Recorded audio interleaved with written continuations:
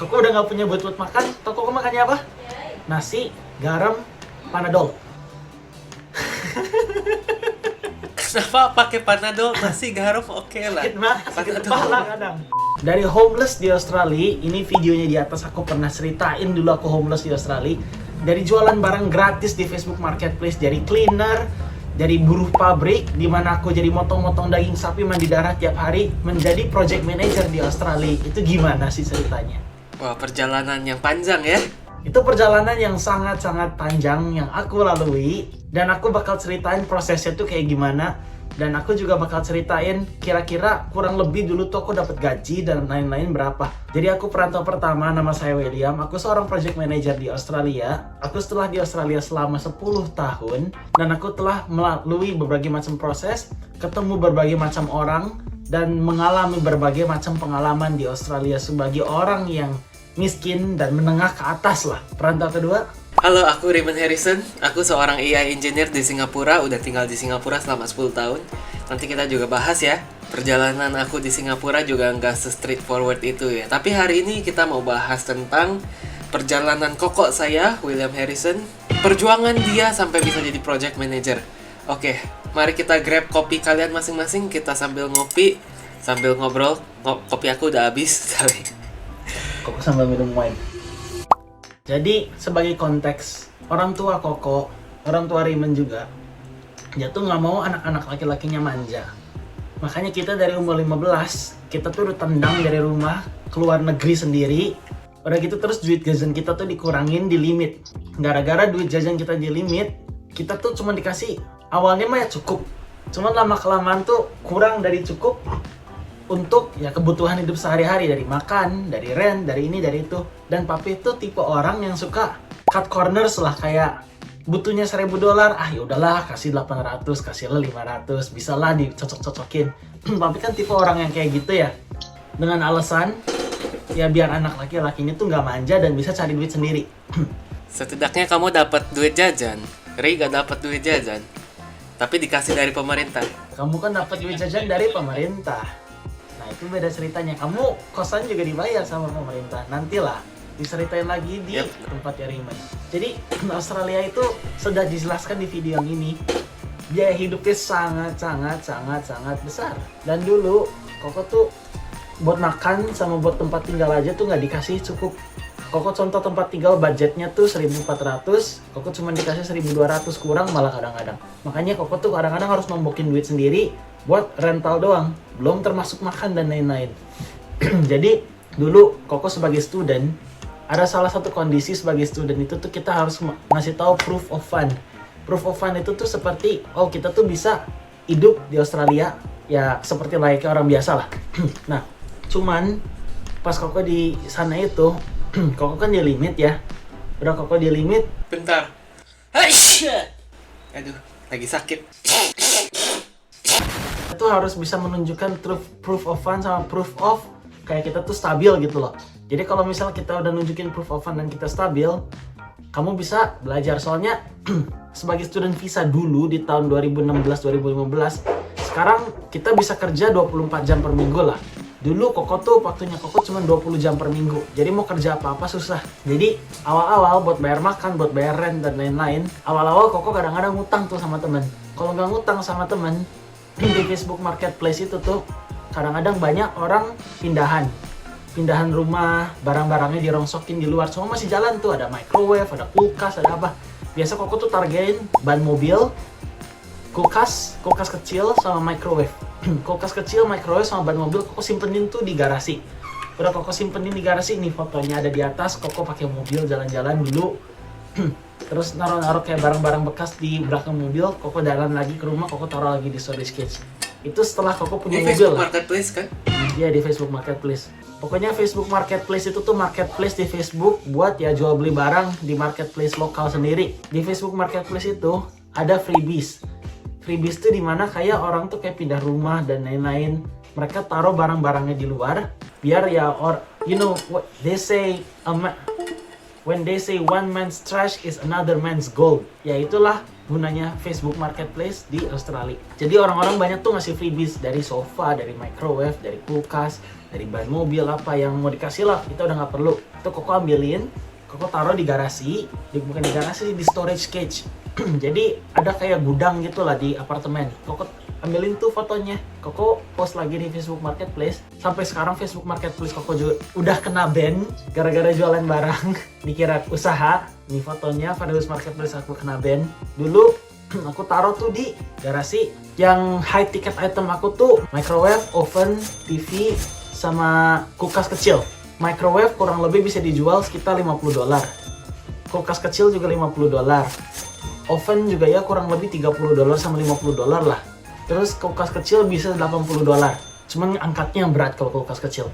Jadi dari barang-barang kecil gitu tuh pernah Koko kumpulin, Koko jualin lagi di Facebook Marketplace. Koko tes bisa jalan atau enggak, Koko bersihin dikit.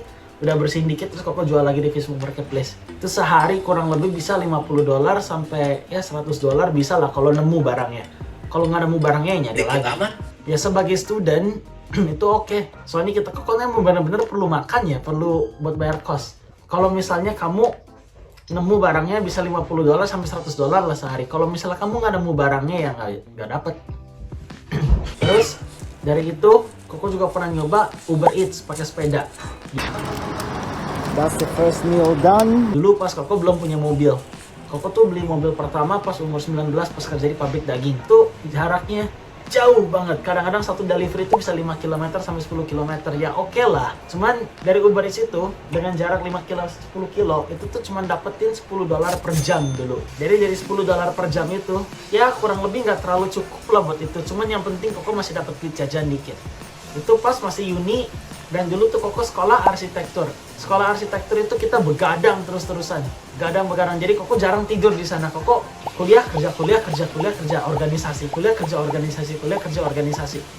Terus-terusan. Itu zaman-zaman Koko kuliah. Pas S1. Pas S1 juga Koko nyari kerja susahnya setengah mati. Koko ke Officeworks tuh. Officeworks tuh tempat printing. Koko bikin CV yang nggak ada pengalamannya sama sekali. Koko print tuh 10-20 setiap hari. Printing di sini kalau hitam putih itu murah. Kayaknya kalau nggak salah 10 sen gitu ya per kertas dulu. Kau print $1-2. Mahal amat. 10 sen per kertas. Ya dibanding color copy bisa 50 sen sampai $1. 4. Mahal emang.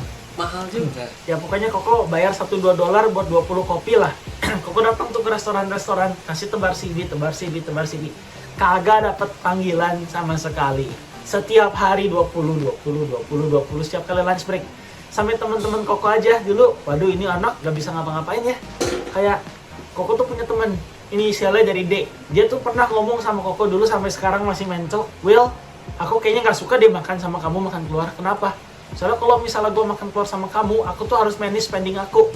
Aku gak bisa makan sesuatu, aku gak bisa beli minuman, gak bisa beli ini, gak bisa beli itu. Cuman ya gara-gara aku harus makan sama kamu, aku harus nyatuin apa yang kamu makan. Ya gue nggak mau lah makan sama kamu, soalnya ya lu juga cipe banget, padahal aku nggak punya duit gitu. Jelek gak tuh? Jelek, sampai sekarang masih gitu. Wah berarti aku harus kaya ini. Gimana ini caranya?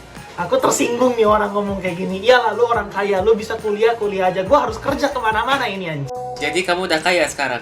Belum juga, proses menuju kaya. Amin. Nah, pokoknya hidup Koko susah lah. Harus kerja sini, kerja sana. Akhirnya Koko tuh dapat panggilan di cafe, namanya Arena Cafe. Itu pas Koko year 2, year 3, pas Koko mulai major project lah, mulai skripsi. Koko perlu duit gimana? Ya udahlah, apa ya? Pokoknya Koko udah nggak dikasih duit makan lah sama papi, meskipun Koko masih kuliah. Itu Koko duit makannya tuh dari Arena, terus rent Koko masih nombokin lagi. Nah, yang Arena Cafe itu, itu tuh dulu Koko kerja lebih dari 20 jam per minggu, sebenarnya ilegal, dan Koko dikasih cash on hand. Pas Koko dikasih cash on hand, Koko dikasih $18 per jam. $18 per jam itu Koko masih grateful kok sama mereka. Tanpa Arena itu Koko gak bakal bisa dapat kerjaan restoran lain. Soalnya mereka semua butuh experience. Pas Koko datang tuh ke Arena, bosnya lumayan baik dan lain-lain. Semua mereka ngomong kalau misal kamu bisa serve, aku mau nyoba dulu $18 selama 3 bulan. Udah setelah 3 bulan itu udah beres, baru aku naikin gajinya. Wow, $18 udah gede banget loh. $18 per jam. Itu di bawah gaji minimum dulu.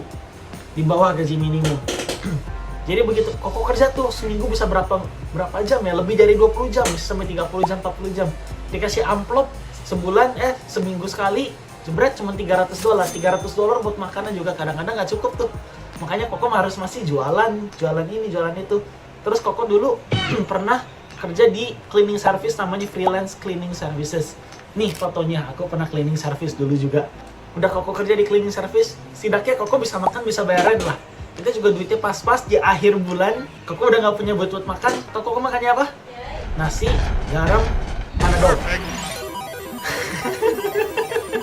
Kenapa pakai panadol? Nasi garam oke lah. Sakit kepala kadang. Nasi, garam, panadol. Di akhir bulan itu. Nggak sehat itu.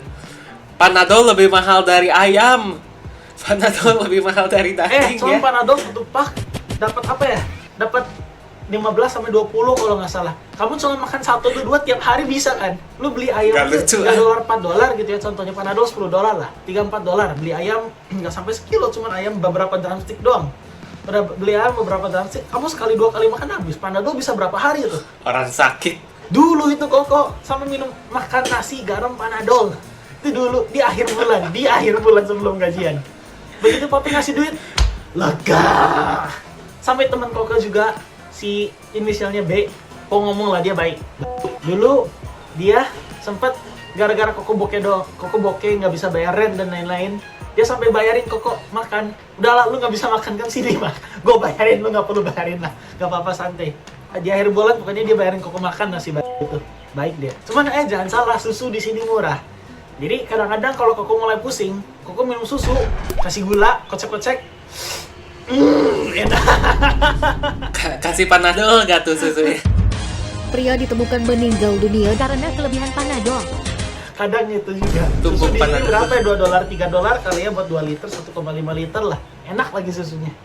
Apalagi long life milk, susu UHT. Susu UHT di sini 80 sen 1 liter segini. Nih Koko keluarinnya susu 80 sen. Bentar. Gak perlu. Nih, ini dia. Hore. Sampai hari ini, nih susu 80 sen. Lihat berapa liter? Ini 1 liter nih, 80 sen. Sampai hari ini Koko masih suka minum di susu HT. Murah ya, murah banget ya. Full cream milk dari Coles. Tapi susu UHT lebih nggak sehat dari susu murni ya. Fun fact, Panadol itu buatan company aku. Maksudnya company yang aku kerja. Aku kerja di company namanya GSK, mereka yang bikin Panadol. Ya, jadi susu UHT itu tuh setara sama kalau di Indo tuh merek Greenfields. Enggak, Greenfields gak UHT. UHT nggak sih? Ultra Milk. Enggak, Greenfields UHT nggak sih? Ultra Milk. Pokoknya intinya susu UHT itu lebih tidak terlalu sehat dibanding susu full cream yang murni lah. Jadi susu murni di sini lebih sehat daripada susu UHT. Cuman ya murah, enak lagi. Ya masih Koko minum. Lanjut di pabrik daging. Jadi selama Koko kuliah tuh, Koko nemuin leeway. Maksudnya leeway, Koko tuh cuma boleh kerja 20 jam seminggu. Dalam tanda kutip, when your course is on session, menurut visanya. Jadi kalau misal kamu lagi belajar, course kamu lagi mulai, kamu tuh cuma boleh kerja 20 jam seminggu. Cuman begitu Koko baca itu, oh berarti kalau misal aku lagi nggak kuliah, aku boleh tuh kerja full time. Oke, aku cobalah cari kerja. Ada tuh temen Koko yang WHV, dia nawarin kerja di pabrik daging, cuman dia ngomong yakin kamu bisa kerja. Oke, Koko datengin ke Aramaiti Connect. Di tempat Aramaiti itu yang di gedung Broccoli Building, ini gedungnya, bisa dicari di internet. Di Broccoli Building itu Koko minta sertifikat. Ini menurut visa aku, menurut COE Koko, aku cuma boleh kerja 20 jam seminggu pas course on session. Berarti pas kamu course-nya not on session, I can work full time, isn't it? Sekarang aku lagi liburan, berarti liburan boleh work full time dong. Nah, kebetulan di Australia itu tuh ada yang namanya summer break. Summer break itu kurang lebih dari November, Desember, Januari, Februari itu 4 bulan libur. Jadi makanya ada yang namanya summer course. Koko nggak ngambil tuh summer course. Koko ngambilnya sertifikat dari Aramaiti. Koko datengin, aku sekarang lagi nggak belajar, aku mau di Australia aja, aku mau kerja. Koko dikasih tuh sertifikat menjelaskan, oh gara-gara course-nya lagi nggak itu, Koko tuh boleh kerja lebih dari 20 jam per minggu. Koko harus dapat sertifikat dari Aramaiti. Udah Koko ambil tuh sertifikatnya dari Aramaiti, Koko cari kerja. Dapatlah kerja di pabrik daging dengan gaji $25 per jam. Di sana, di Cafe Arena, Koko $25 per jam, gede banget. ya $25 per jam dulu. Jadi dulu pas Koko di Arena, Koko bye bye. Aku dapat kerja $25 per jam. Fuck you all, bye bye. Koko kerjalah di pabrik daging namanya AMG. Ini gambarnya. Wow, itu tiap hari ya. Hari pertama perut sapi yang gede banget, bisa segini lah gedenya. Koko harus narik tiap hari. Terus motong-motongin plastik selama 4 bulan. Terus Apa yang ditarik? Apanya coba yang ditarik? anusnya. Anus sapi diplastikin, plastiknya ditarik, terus Koko potong dikit, terus perutnya Koko masukin ke mesin. Terus kerjanya kan kadang pindah-pindah ya. Hari pertama Koko masukin perut lah, ya udahlah Koko pikir gym gratis, ya udah Koko latihan back di sana. Just take it a look at the bright side of life. Terus selama Koko kerja, Koko juga mikir gimana nih dibanding Koko kerja monoton kayak gini terus, caranya Koko sambil belajar. Jadi Koko diem-diem, kan di sana nggak boleh bawa HP, nggak boleh bawa headset kan. Terus Koko pakai sepatu boots tuh, HP-nya Koko masukin ke dalam sepatu boots Koko. Terus Koko pakai kayak semacam protective equipment kan, kayak yang kamu tau kan di construction ada kayak mirip headset, cuman nggak ada lagunya, yang kayak gitu. Iya. Nah, Koko pakai itu, terus di dalamnya Koko pakai earphone. Sebelum Koko mulai shift, Koko play dulu HP-nya, Koko cas pakai power bank kecil di sepatu Koko, terus di earphone-nya Koko putar podcast trading, gimana cara investasi 10 jam.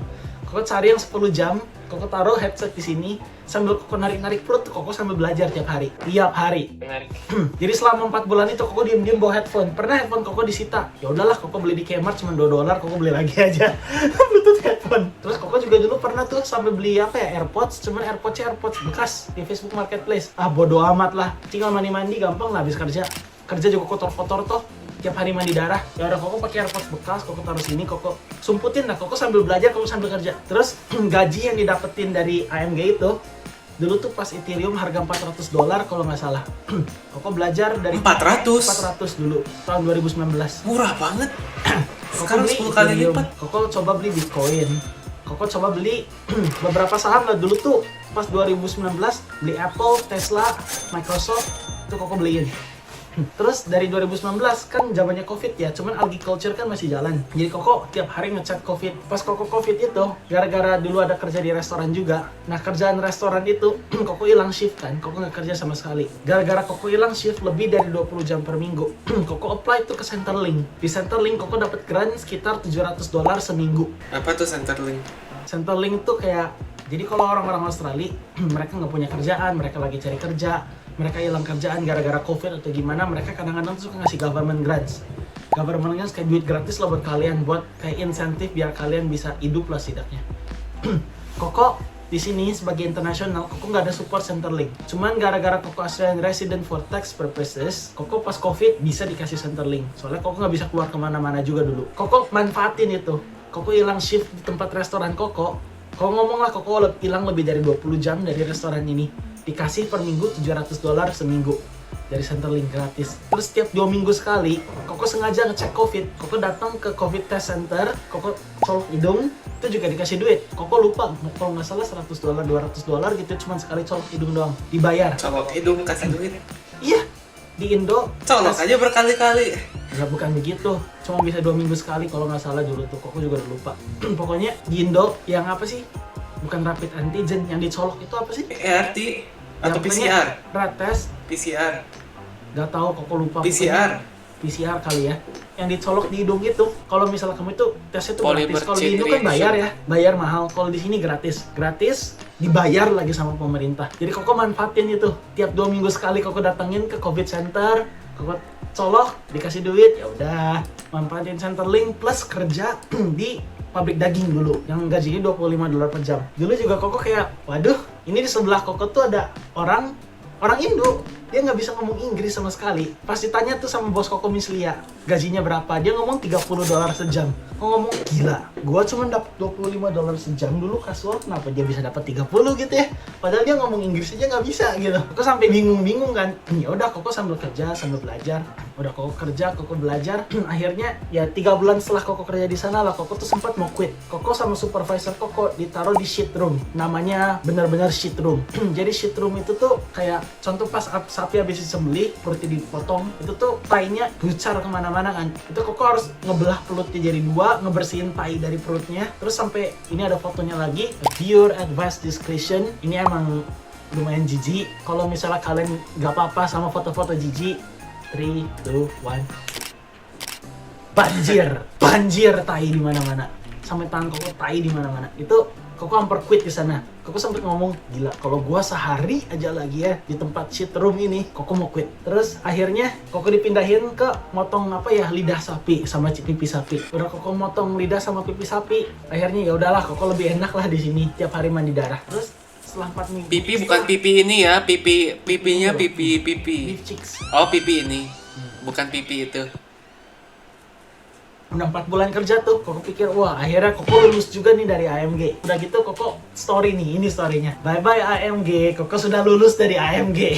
Koko lulus dari AMG, Koko bawa duit. Jadi target 3 bulan, 4 bulan Koko di AMG itu, Koko pengen nge-save 100 juta pertama Koko. Dan pas Koko lagi uni, 3-4 bulan itu, Koko berhasil save 100 juta pertama Koko plus duit Centerlink itu. Dari duit Centerlink dan dari gaji AMG, Koko save 100 juta pertama Koko yang Koko investasikan ke Ethereum, ke Tesla, ke Microsoft, ke Apple. Sekitar 60%. Dari AMG, Koko keluar tuh. Koko susah lagi tuh cari kerja. Akhirnya Koko dapat kerja di Sushi Jiro. Koko kerja tuh di Sushi Jiro. Koko gaji per minggu kecil di sana. Kalau nggak salah cuma 400-300 seminggu. Dan itu juga Koko kerja lebih dari 20 jam per minggu. Kenapa? Soalnya 20 jam pertama si manajernya tuh ngasih TFN.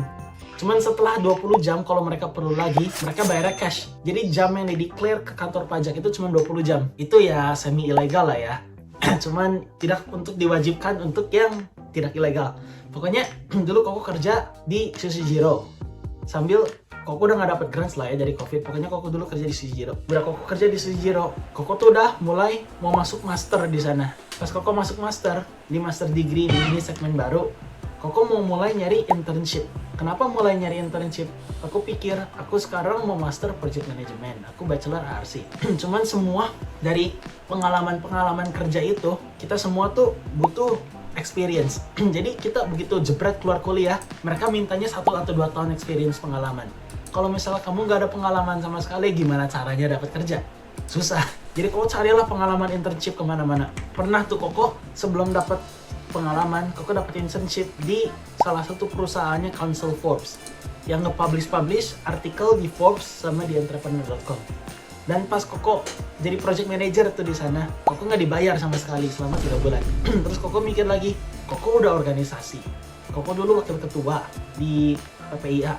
Koko wakil ketuanya adalah satu event eksternal namanya Indonesian. Dan Koko juga salah satu foundernya Indonesian yang sekarang sudah jadi besar lah. Ini Instagramnya Indonesian. Itu Koko yang mulain, yang kasih nama Indonesian, yang gimana ya?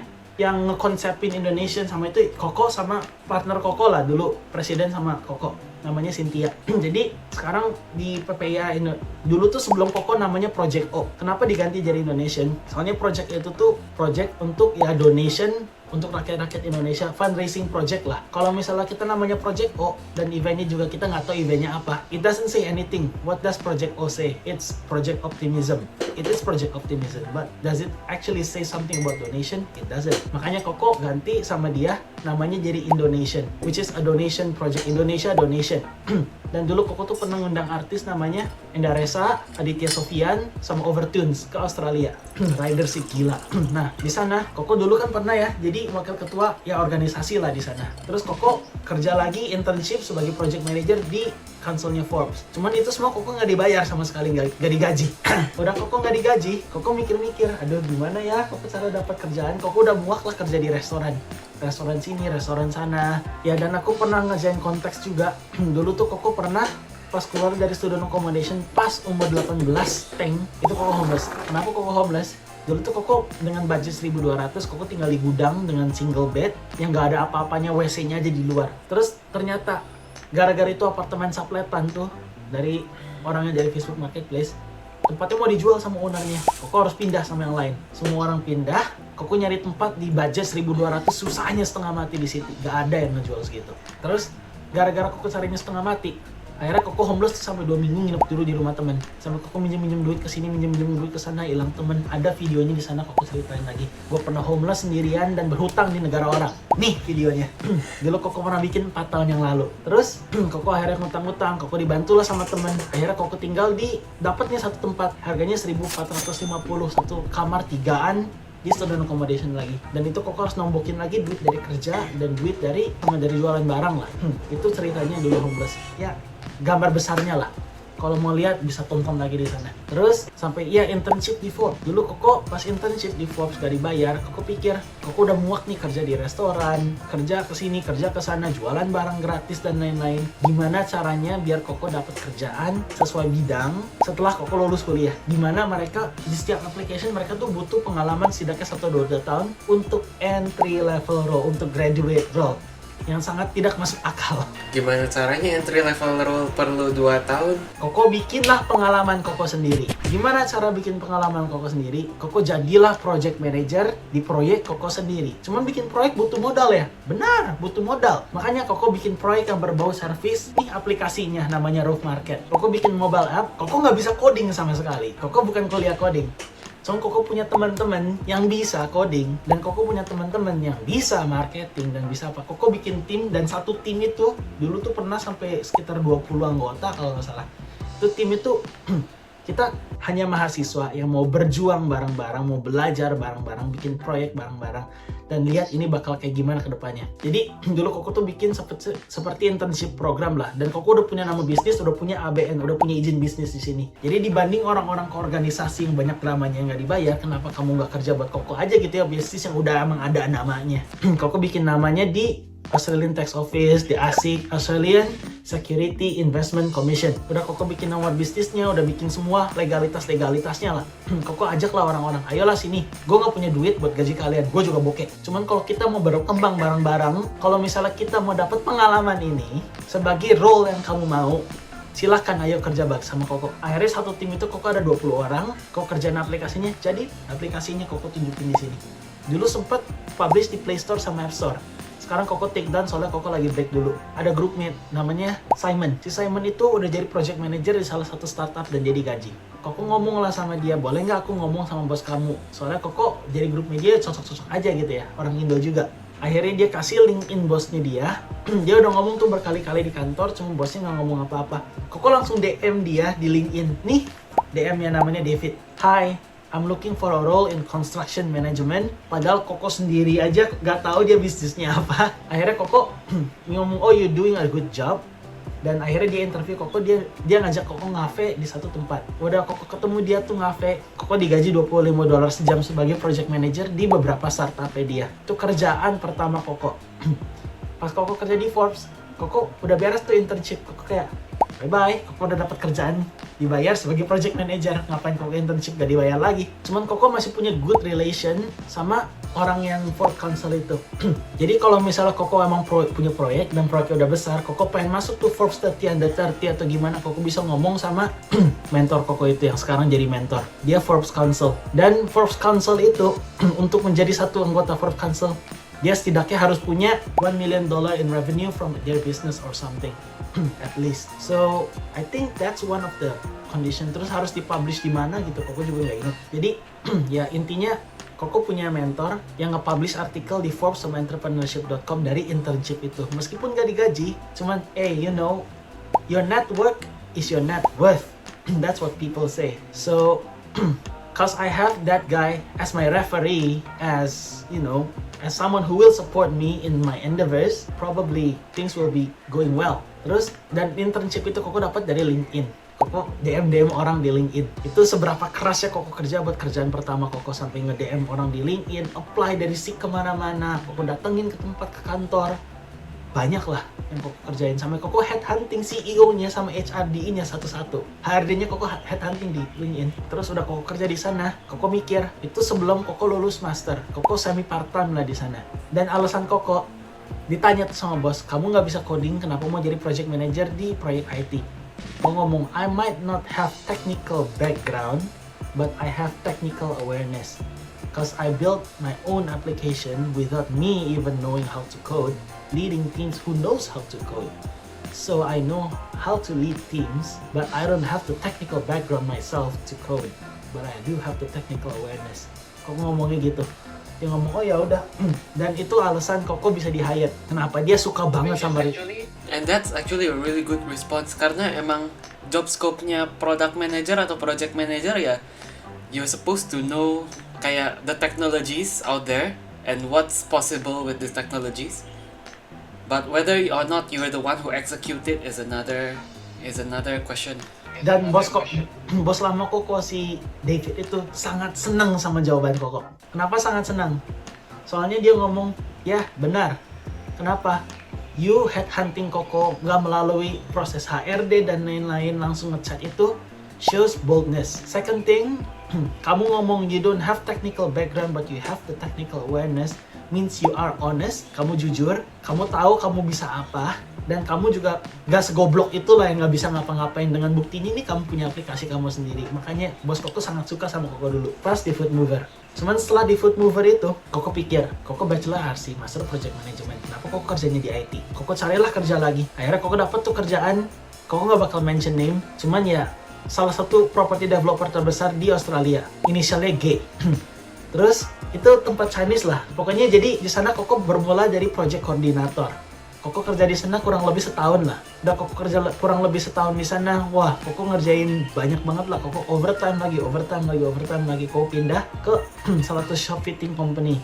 Di sana jadi project koordinator juga. Terus gara-gara Koko kerja sini, kerja di sana, kerja di sini selama ya kurang lebih 3 tahun. Akhirnya Koko land job sebagai project manager. Jadi dari project koordinator sampai project manager, ya itu lumayan smooth sailing lah.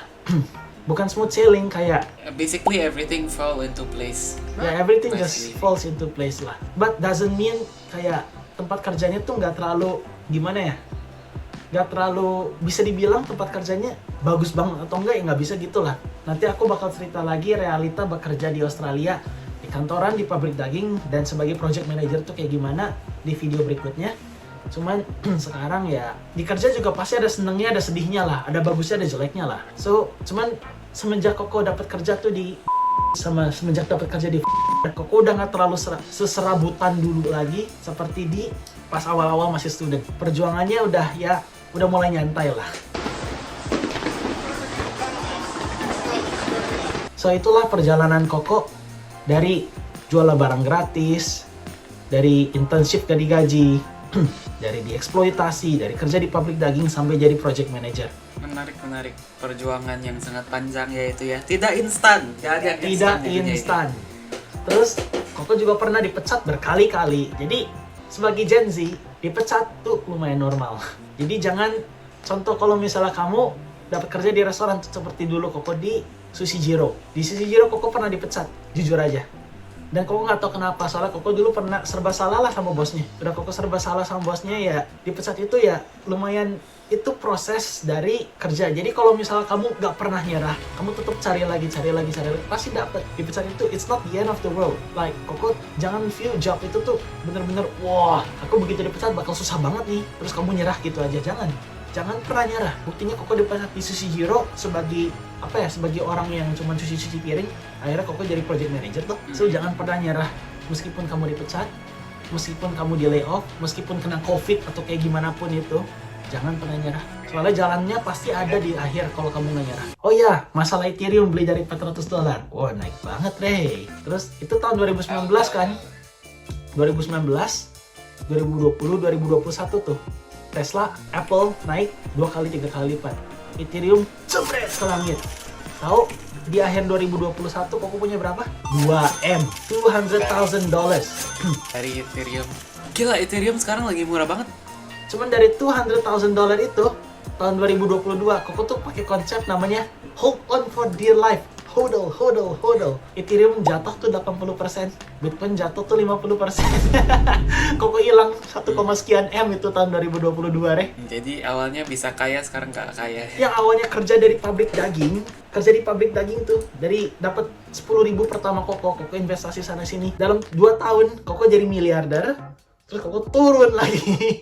Sekarang ya naik dikit-dikit pelan-pelan. Koko sudah belajar lah dari kesalahan Koko dulu. Pokoknya dulu Koko pernah tuh miliarder sampai $200.000 lah, berarti sekitar kalkulator 2M lebih lah. Terus begitu 2022 turun kurang lah, gak sampai segitu. So ya, itulah perjalanan Koko. Yang awalnya digaji $18 sejam, naik ke 25 di pabrik daging. Terus begitu Koko ke Food Mover, naik ke $25 per jam juga. Sama lah gajinya sama di pabrik daging. Udah itu terus dari Food Mover, terus Koko naik ke Project Coordinator. Itu kurang lebih ya entry salary lah. Koko nggak bakal nge-disclose gaji. Cuma udah Koko jelasin tuh pendapatan di Australia kurang lebih gajinya berapa di sini. Oke, sekian dari kami. Kita ngopi merantau. Kita ingin membawa perspektif dari luar untuk orang di Indonesia. Sekian dari kita. Bye-bye. Bye-bye. Oh ya, yang Jangan subscribe, langsung. amin, cepet kaya. Gue belum kaya loh ya. Amin, gue juga pengen kaya. Bye-bye. Bye-bye. Hey, jangan skip dulu video ini. Percaya nggak kalian kalau aku bisa bikin kartu ini melayang ya? Kalau aku bisa, kalian harus janji subscribe ke channel-channel kami dan tonton video kami yang lainnya ya. Ayo kita lihat. Hey, melayang beneran ini. Sesuai janji.